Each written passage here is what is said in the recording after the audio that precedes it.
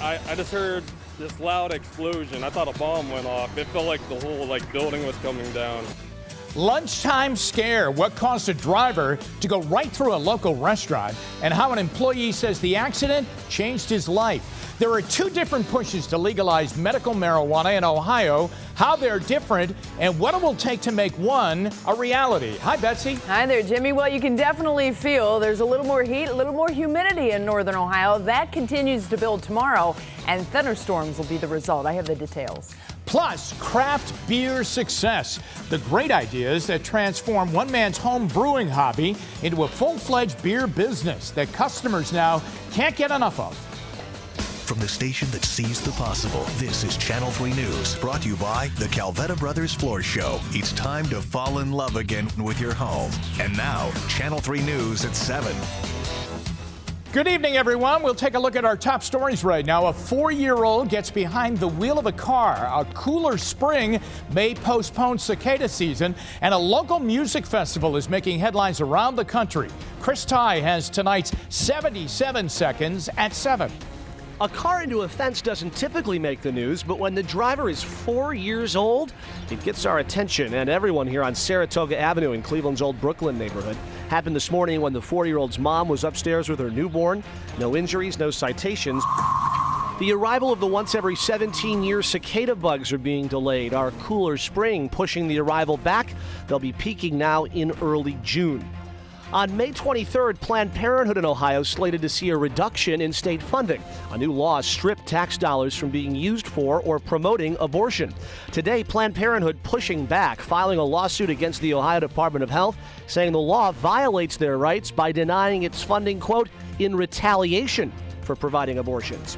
Nike and Reebok have some new kicks to kick around. Akron-based Goodyear getting in the shoe business. The Goodyear Performance Collection will be sold at 180 retailers and Amazon.com.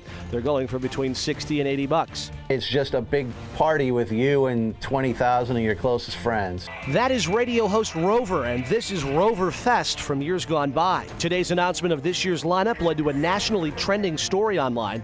The July 30th event features Ludacris the rapper, comedian Jim Brewer, and rock band Bush. And that July 30th event is happening at the Black River Landing in Lorain. Jimmy, I'm not with you on set because I'm just coming out of the WMMS studio. Alan Cox is the afternoon host here at iHeartMedia. Rover handles the morning duties, and they're all gearing up for that big event in the heart of summer. All right, Chris, thanks very much. 3 people are recovering tonight after a truck crashed into a Jackson Township restaurant. Now, it happened just after noon today at Bombay Sitar restaurant. Workers thought a bomb went off when a truck crashed right through the front windows and doors. Police say the driver of the Ford truck had a medical episode and passed out behind the wheel. The driver, a passenger, and a restaurant employee all suffered non-life-threatening injuries.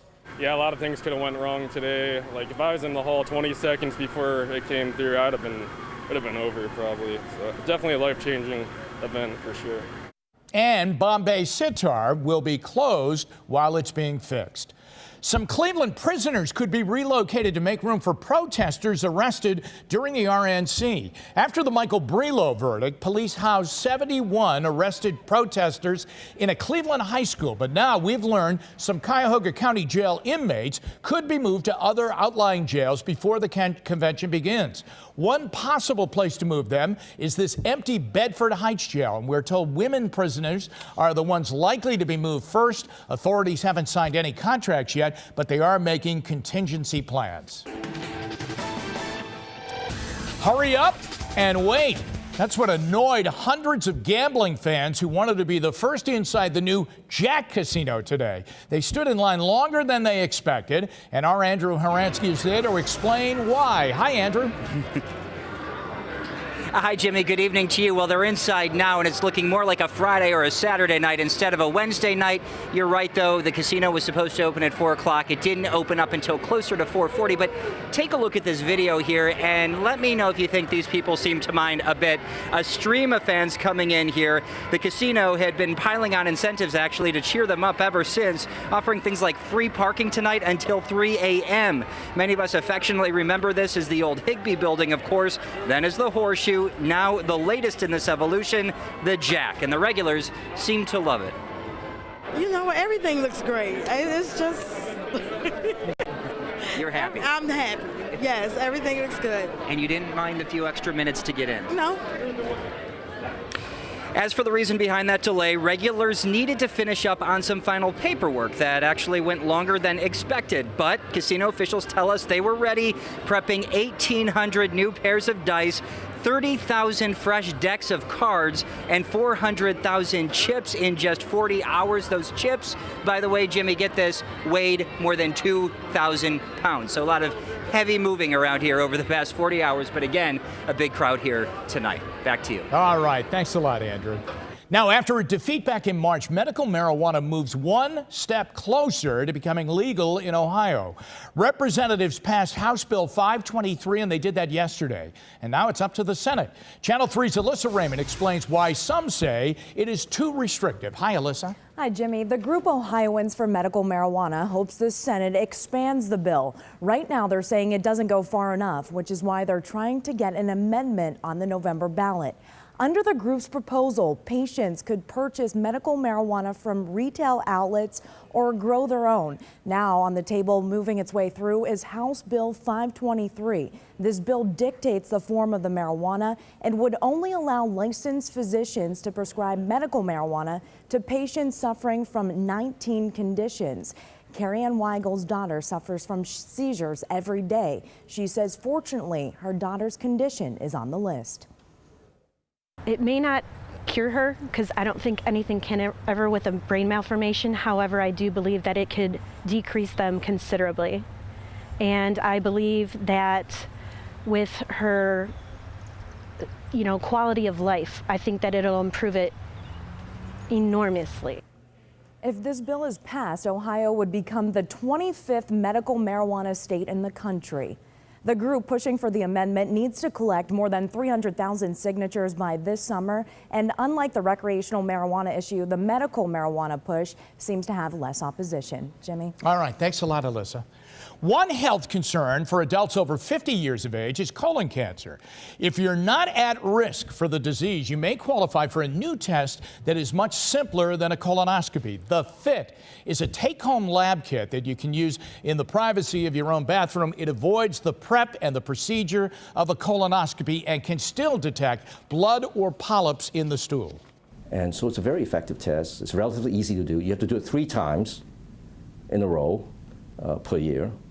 But you don't have to go to a bowel prep. You don't have to go through invasive procedures. But after a stool test, if there's something positive, you still have to go through a colonoscopy. The American Cancer Society has started an initiative called 80% by 2018.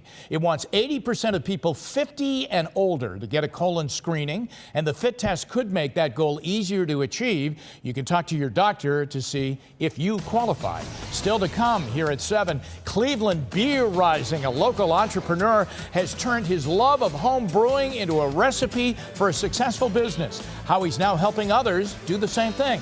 Plus, mother's instincts, the unexpected way a goose got a police officer's attention, likely saving her own baby's life. We'll be right back. You're watching Channel 3 News at 7 with Jim Donovan.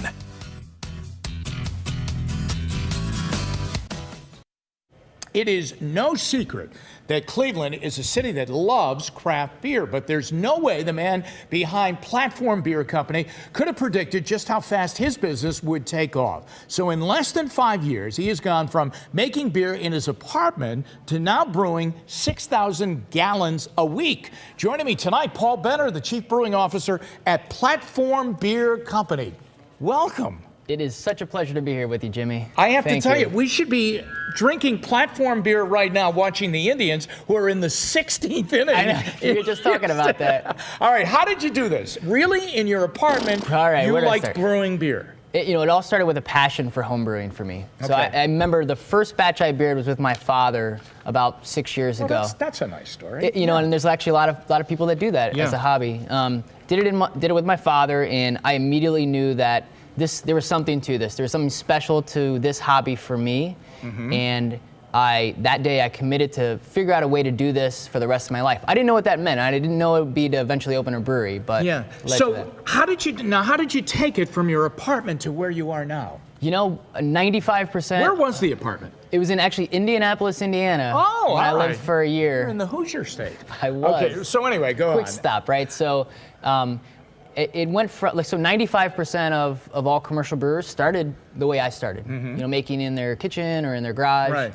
And so for instance, yeah, you know, sure. when I look and see like Sam Adams, well, you know, back in the Boston area, and I see how that guy started, and I look at those Leinenkugels who are up in Wisconsin hanging around a lake, and they're all. Did you say, hey, I can do that? Yeah, it didn't start with that. It really started with just like being obsessed with making beer at home, right? Yeah. And I saw an opportunity in about 3 years ago in Cleveland for a full-service homebrew supply shop. So I opened a homebrewing shop 3.5 years ago.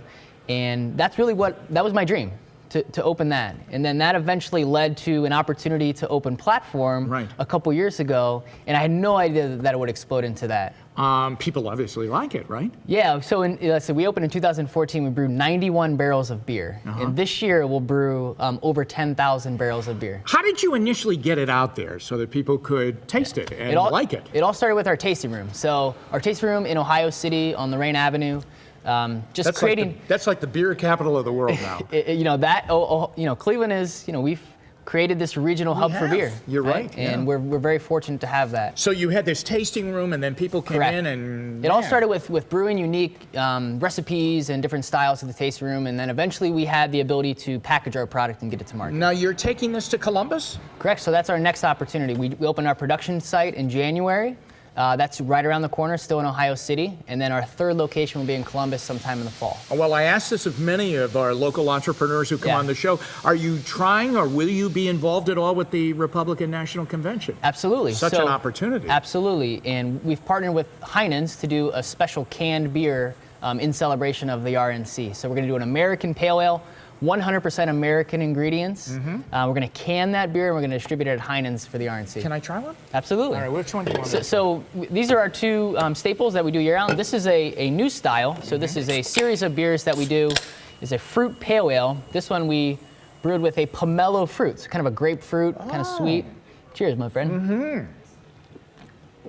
Oh, that is really good. Thank you very much. That is really good. Appreciate yes, that is fantastic. How do you come up with the different tastes? I mean, is it just a lot of testing? It's a very collaborative. That is very good. Thank you very much. Really you can have more if you want. I'll send you home with that. Right? I'm going to tell you. It's a very collaborative process. You know, it starts with ideas from the brewers, right? We're a very homebrew inspired place. So even our brewer started as he started managing my homebrew shop. So he comes from that environment. Right. Trying new ingredients, trying different things, being unique, that's what really is important to us. Now, are you urging people to get involved in this and maybe 100%. help them along the way? You are? 100%. So we've been doing classes at the homebrew shop for years now, and we also invite homebrewers on a regular basis into our facility to collaborate and make beers on a commercial level. Well, this is delicious. Thank you very much. It was great meeting you. Yeah, you too. Good job for Platform, all right? Get out there and get it. When we come back, many people have threatened to leave the United States if Donald Trump is elected. The interesting way one dating site wants to help make that easier. Plus, Betsy tells us when we'll be dodging showers. She's also managing the Indians from the Weather Center as she watches what's going on in Houston. All of that is next.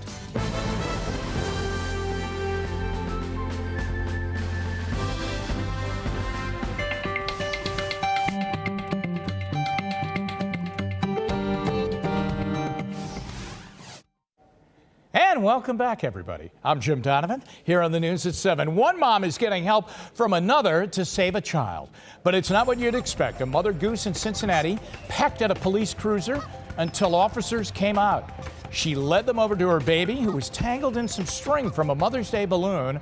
Officer Cecilia Sherrod, who has 2 kids of her own, unwrapped the string. The mother goose waited patiently, quacking all the while. Once the string was off, the goose ran to her mother, and they both waddled away. Donald Trump is getting some unexpected support all the way from India. A right-wing group in New Delhi is praying for him to win the election.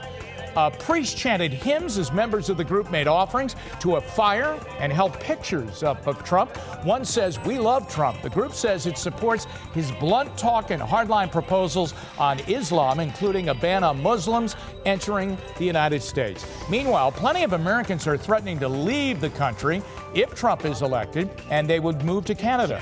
Now, one dating website is making it easier for Americans to find their Canadian partner. It's called Maple Match. It's a dating site that claims to help you find a Canadian to save you from the, quote, unfathomable horror of a Trump presidency. The tagline for the website is, "Make dating great again." We asked our Facebook friends if the prospect of a Donald Trump presidency makes them want to move to Canada, or do they just want to marry a Canadian?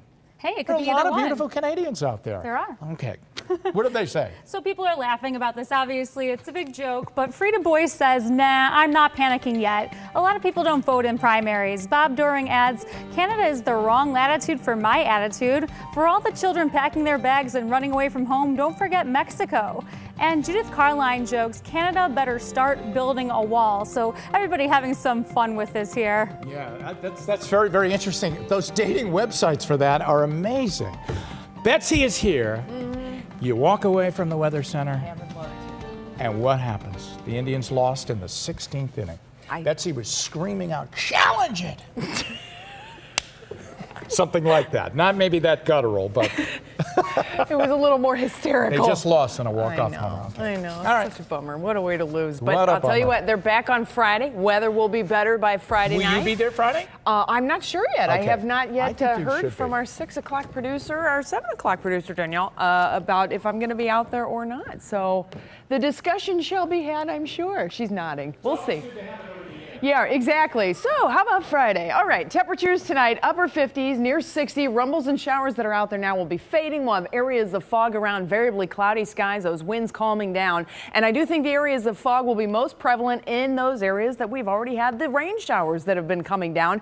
That would include northern portions of Geauga County, southern Lake County, out around Kirtland, down into Chardon. We're still getting some little showers firing there up into Thompson. Over to Colebrook and Andover, and straight down into Champion, portions of eastern Portage County as well. And then farther to the south, we've had these rain showers that have just kind of bubbled up during the heat of the day. Lots of instability. They fade out, and when they fade out, another one gets triggered. So we have these pulsing showers and a few rumbles of thunder that continue out around Minerva, down into central sections of Carroll County, just west of Carrollton, New Philadelphia, down into Newcomerstown as well. Now, the bigger picture does show we'll get a break in this action tonight, but tomorrow things really start revving up. Lots of nasty storms out to the west of us, but we have a whole nother shot of energy that's still to come, and all of that looks like it's going to start to come in together over northern Ohio by tomorrow evening. So what we have now fades away. We'll see that fog developing as temperatures will likely be close to 60 degrees as we get the workday started tomorrow. We'll continue to have a very warm and muggy day. I think we should make it to about 80 degrees, but you can see once we get that peak heating going, we have a lot of instability that has been building, and we will have scattered showers and storms that develop moving across the area. Could be a couple waves of this coming, and the possibility is there that we could end up with some severe weather. So that is certainly something we'll be keeping an eye out for tomorrow. Your Window Nation 7-day forecast has the temperature close to 80 degrees for tomorrow. I do think we'll have some 80s. It's going to feel a lot warmer than it actually is. Late day thunderstorm chances come around. Then we'll clear things out, cool things off for Friday. Temps in the 60s, 50s this weekend. Let me say that again, Jimmy. 50s this weekend with lake effect rain showers coming and going. Just kind of unsettled weather. But right now, the marathon forecast is still holding with upper 40s. I think dry, but it'll be a little damp and cool, but not a whole lot of wind. Yeah. Well, I mean, if you're going to play 16 innings, win the darn game. All right. I mean, 16 innings. It just ended in Houston. The Indians' clutch hits tied it, but they couldn't get the run to win it. We'll detail what happened at Minute Maid Park when we come back. Here's what's coming up tonight on NBC and Channel 3.